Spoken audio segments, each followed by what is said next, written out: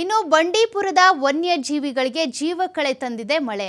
ನಿರಂತರವಾಗಿ ಮಳೆಯಾಗ್ತಾ ಇರೋದ್ರಿಂದ ವನ್ಯಜೀವಿಗಳ ಕಲರವ ಈಗ ಹೆಚ್ಚಾಗ್ತಾ ಇದೆ. ಸುರಿಯುವ ಮಳೆಗೆ ಮೈಕೊಟ್ಟು ನಿಂತಿವೆ ಆನೆಗಳು.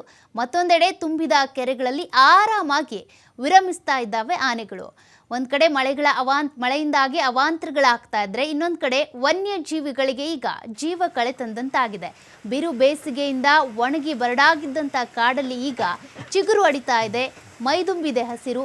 ಹಾಗಾಗಿ ವನ್ಯಜೀವಿಗಳೇನಿದ್ದಾವೆ ಒಂದಷ್ಟು ಸಂತಸ ಕೂಡ ಅವರಿಗೆ ಉಂಟಾಗಿದೆ.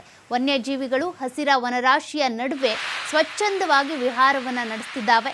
ಸಫಾರಿಗಳನ್ನು ಕೈಬೀಸಿ ಕರೀತಾ ಇದೆ ಬಂಡೀಪುರ ಅಭಯಾರಣ್ಯ. ಪ್ರವಾಸಿಗರು ಈ ಒಂದು ಬಿರು ಬೇಸಿಗೆಯಲ್ಲಿ ಓಡಾಡೋದಕ್ಕೆ, ಪ್ರವಾಸಿ ತಾಣಗಳತ್ತ ಹೋಗೋದಕ್ಕೆ ಕೂಡ ಮೂಗ್ಮುರಿತಾ ಇದ್ರು. ಆದ್ರೀಗ ಮಳೆಯಾಗ್ತಾ ಇರೋದ್ರಿಂದ ಪ್ರವಾಸಿಗರನ್ನ ಕೈ ಬೀಸಿ ಕರೀತಾ ಇದೆ. ಇನ್ನೊಂದು ಕಡೆ ವನ್ಯಜೀವಿಗಳಿಗೂ ಕೂಡ ಸಂತಸ ತಂದಿದೆ. ಎಲ್ಲ ಕಡೆ ಕೂಡ ಹಸಿರು ಹೊದ್ದಿರೋದ್ರಿಂದ, ಮಳೆಯಾಗ್ತಾ ಇರೋದ್ರಿಂದ ವನ್ಯಜೀವಿಗಳಿಗೆ ತಂಪು ಉಂಟಾಗಿದೆ.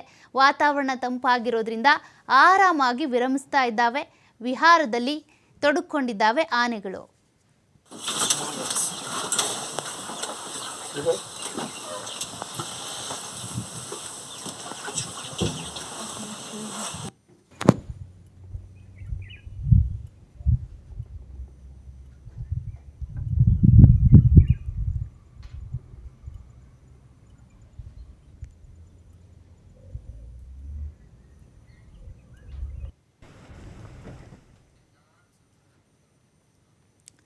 ನೋಡಿ, ಇಲ್ಲಿವರೆಗೂ ಕೂಡ ಬಿರು ಬೇಸಿಗೆಯಿಂದಾಗಿ ವನ್ಯಜೀವಿಗಳು ಕೂಡ ಕಂಗೆಟ್ಬಿಟ್ಟಿದ್ವು.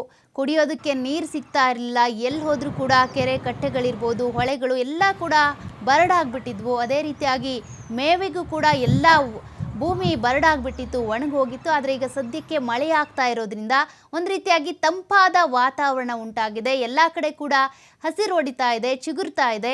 ಹೀಗಾಗಿ ಎಲ್ಲೆಂದರಲ್ಲಿ ನೀರು ಸಿಗ್ತಾ ಇದೆ. ಚಿಕ್ಕ ಪುಟ್ಟ ಗುಂಡಿಗಳಿರ್ಬೋದು, ಕೆರೆ ಕಟ್ಟೆಗಳಿರ್ಬೋದು, ಹೊಳೆಗಳಲ್ಲಿ ನೀರು ತುಂಬಿಕೊಳ್ತಾ ಇರೋದ್ರಿಂದ ವನ್ಯಜೀವಿಗಳಿಗೆ ಒಂದು ರೀತಿಯಾಗಿ ಈಗ ಸಂತಸ. ಮಳೆ ಬರ್ತಾ ಇದ್ರೆ ಮಳೆಗೇನೆ ಮೈ ಒಡ್ಡಿ ಆನೆಗಳಿರ್ಬೋದು, ಬೇರೆ ಬೇರೆ ವನ್ಯಜೀವಿಗಳು, ಜಿಂಕೆಗಳಿರ್ಬೋದು, ಅದೇ ರೀತಿಯಾಗಿ ಕರಡಿ ಇರ್ಬೋದು, ಎಲ್ಲ ಪ್ರಾಣಿಗಳು ಕೂಡ ಮಳೆಗೆ ಮೈ ಒಡ್ತಾ ಇದ್ದಾವೆ.